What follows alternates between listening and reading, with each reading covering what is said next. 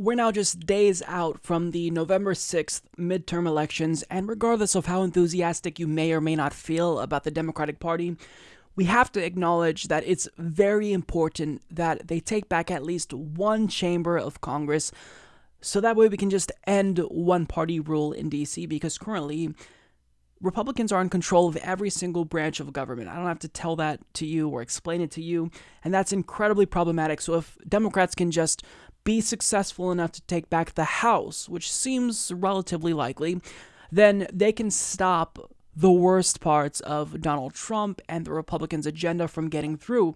Now, the question really that we're all asking ourselves is, what are the odds that Democrats will be successful and actually take back the Senate? And I think that it doesn't look good, because even back in 2016, we saw that the electoral map it wasn't in their favor going into the next midterm election. So it's certainly an uphill battle, but in the event Democrats are able to pull out a victory and take back the Senate, I think it's easy to see that it will be in spite of Senate Minority Leader Chuck Schumer, because he was recently on MSNBC on a panel for the show Morning Joe, and it's very clear that he still doesn't know how to lead the party.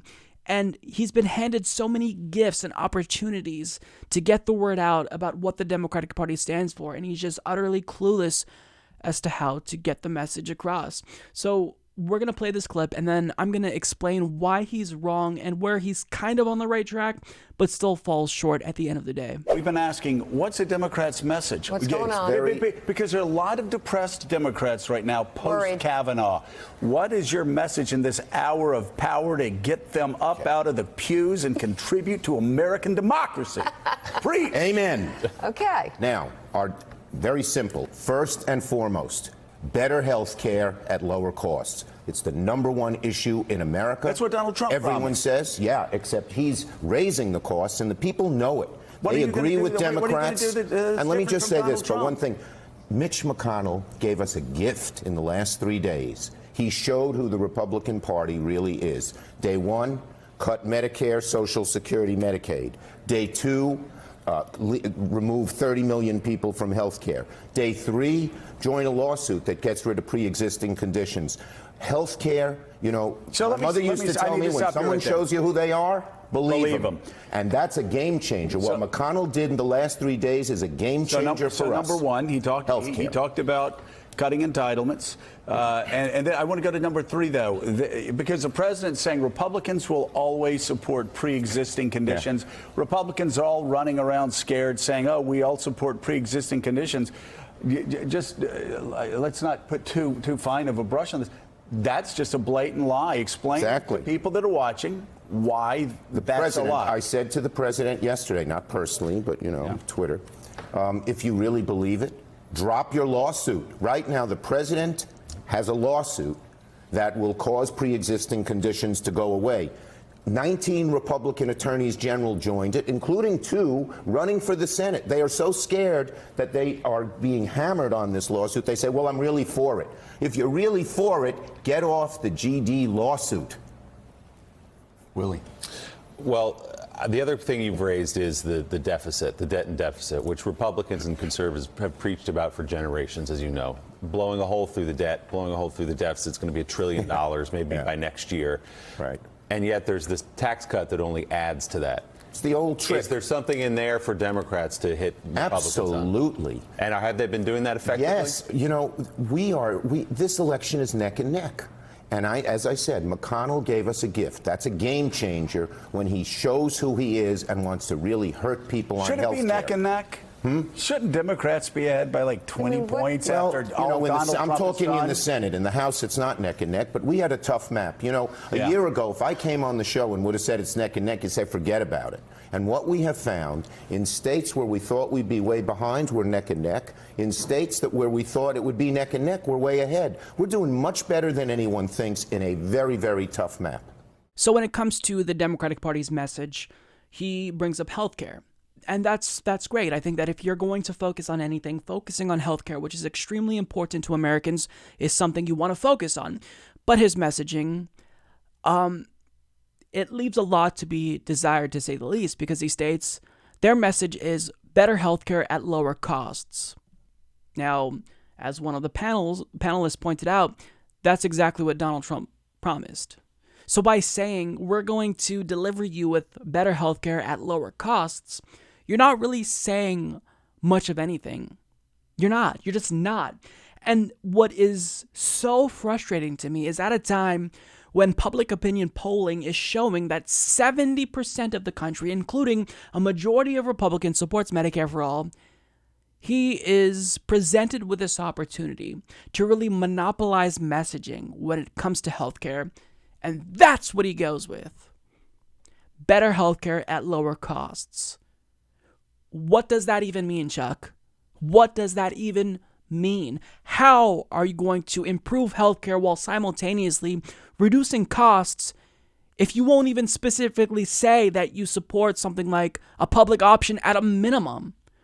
I mean, if you're the Senate majority or minority leader, if you're the leader of Democrats in the Senate, it's on you to make sure that Democrats have a cohesive message with regard to healthcare, because he stated himself, he knows that people are concerned with healthcare. It's the number one issue for a lot of Americans.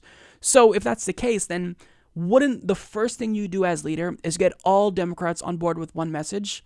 Instead, we don't know where Democrats stand. So if you look at Bernie Sanders' Medicare for All bill, there's 16 or 17 Democrats or so who co-sponsored that bill. So there's a portion of Senate Democrats that support Medicare for all, but there's also another portion that supports moving to a public option. And then there's another group of Democrats who don't want to do anything. They simply just want to defend the Affordable Care Act. Okay, your caucus in the Senate, Chuck, is fractured on this issue. And if you know how important this issue is, then you are doing a disservice to voters to not sit them all down and say, what's the message going to be on healthcare? Even if he said, we're all going to come out and support a public option, I would disagree with that. I mean, it's a step in the right direction, but really the goal is Medicare for all. But at least you'd have some sort of cohesive message. But he has nothing. And it boggles my mind. How can you be this incompetent if you are the leader of a party? Now, look, when it comes to Medicare for all, it is the case that Democrats are slowly but surely improving when it comes to the House. There was an article in USA Today that states that nearly half of Democrats in House races across the country actually do support Medicare for all. And additionally, more than half of Democratic Party incumbents in the House have co-sponsored H.R. 676, which is the Medicare for all bill. But when it comes to the Senate, it's hard to tell what Democrat is in favor of which policy regarding healthcare. And if he was really smart, if he really wanted Democrats to win, he would be encouraging all Senate Democrats to be shouting from the rooftops that they are the party of Medicare for all, and a vote for Democrats is a vote for Medicare for all. But ironically, it seems like Republicans have done more to forward this message and idea, really, that Democrats support Medicare for all, and Republicans are doing it for all the wrong reasons, right? Because they're trying to fearmonger. But if you look at Trump's op-ed in USA Today, he implied that all Democrats support Medicare for all. So if Americans think that most Senate Democrats support Medicare for all, it's going to be in spite of Chuck Schumer's efforts and in large part due to Republicans. So there's really this lack of cohesiveness with regard to their messaging when it comes to healthcare. And as leader of the Democrats in the Senate, it's on you to put forward a clear message when it comes to healthcare, especially knowing how important it is. I mean, you said how important it is.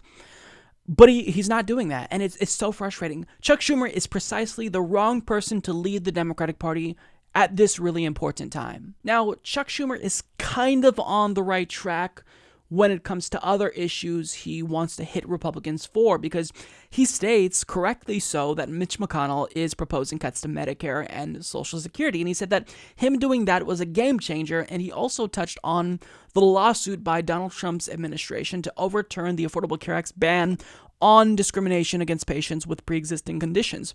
And he noted that he called President Trump out on Twitter over this and told him that if he really wanted to protect patients with pre-existing conditions, he just dropped the lawsuit altogether. And to his credit, I don't think that's a bad strategy. I think if you really hit Republicans on this, that would be something that could potentially sway voters. And that's not to say that I think that Democrats should be only anti-Republican, because of course it's crucial that you have your own message, but in pointing out what they're trying to do in dismantling the Affordable Care Act's most important provision, I think that could be helpful. But what did he say he did to get the message across? Oh, he tweeted to Donald Trump about it. You've got to do more. You don't have the reach that Trump has. Going to Twitter is not enough. And if I were Chuck Schumer, I would be doing everything I can to bring this to Donald Trump's attention and get him to acknowledge the lawsuit where he's trying to get rid of protections for patients with pre-existing conditions. Go on every single news show and talk about this nonstop. Call on everyone in the Senate to get their constituents together to do rallies across the country protesting Trump's lawsuit. But, I mean, he says he tweeted to Donald Trump, so he's done. I mean, it's absurd. And one portion of this interview, you can tell that the hosts were really trying to push him in the right direction, and give him hints and guide him towards the right strategy. So when it comes to the deficit, they were asking, well, is there anything here that we can do? Now, look, you have to be careful if you are going to use this strategy, because if Chuck Schumer is planning to concern troll over the deficit, I don't think that's going to resonate, because someone like me, personally, I don't care about the deficit. That's not an issue that I care about. It's not a priority. So if he's going to try to pretend as if Democrats are going to be the party that will solve the deficit issue, and he doesn't even have to pretend. I mean, you do have evidence for this, because Bill Clinton and Obama both shrunk the deficit.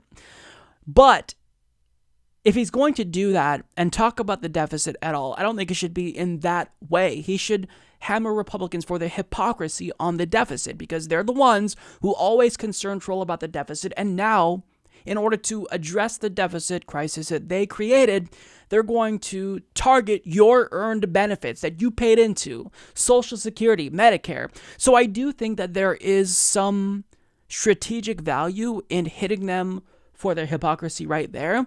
But by and large, it's very clear to me that Chuck Schumer is just perhaps the most ineffectual person possible to be leader. Because think about this. When he says something, nobody even knows he said it. When Trump says something, when he says the word mob, you hear everyone, Senate Republicans, House Republicans, Fox News, all repeat the word mob. When he says something, it sticks. And I get that Donald Trump is president, so he can use his bully pulpit to his advantage. But even when they were in the minority, Republicans all got on board with a cohesive message, and they all used the same talking points, the same rhetoric, and it stuck. They got media to pick up on what they were saying. But when it comes to Democrats, they are incapable of doing the same thing. Chuck Schumer is incapable of getting people in his own caucus to come together with a cohesive message on healthcare after he admitted just how important that is. So Chuck Schumer has got to go. He is the worst possible leader at this time.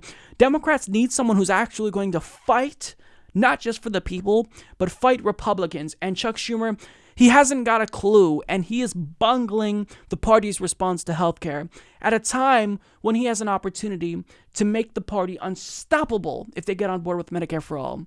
But yet, we don't even know where the average Senate Democrat stands at a time when Americans are screaming to Democrats, we want Medicare for all. A majority of the country, 70%, support Medicare for all. And Chuck Schumer is plugging his ears and closing his eyes, and he's pretending to not hear them. It's unbelievable. I mean, you can't be this incompetent unless you try. And we all know that Chuck Schumer is beholden to the health industry and big pharma. So if they take back the House and the Senate, which I hope that is the case, if that happens, it will be in spite of Chuck Schumer's efforts, certainly not because of it.